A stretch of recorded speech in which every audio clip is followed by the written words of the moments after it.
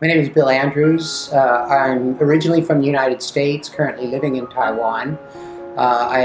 In 2013, started to show the symptoms of an inguinal hernia, and as a result, by recent months, it became more persistent, so I knew I was going to have to do something about it.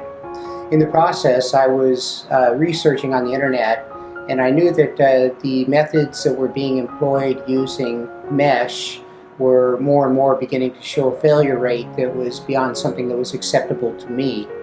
I started researching what would be a better method, and I found the Joshua Hernia Center here in Taipei, who uses an integrated hernioplasty method, wherein they use the natural body tissues, the muscle, and sew it back together, which to me seemed like the most reasonable way to do this. So on August 26th of this year, we had the surgery. It's currently September 27th. It's been 1 month, and I'm very impressed by the quick recovery period. In fact, the surgery itself was just a one-day outpatient surgery. I was back in my own home by that same evening, and now it's been 1 month. I'm back to full exercise routine, no discomfort whatsoever.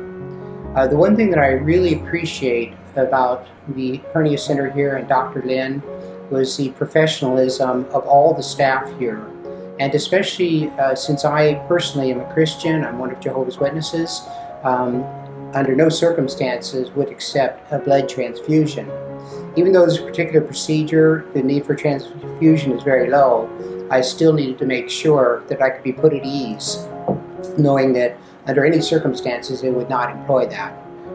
Dr. Lin, also being of Christian persuasion, was respectful of my Christian stand in this regard, and so I appreciate that he treated me as a person, not just treating the disease or the problem itself. And so I'm very satisfied that just the overall care of this entire process.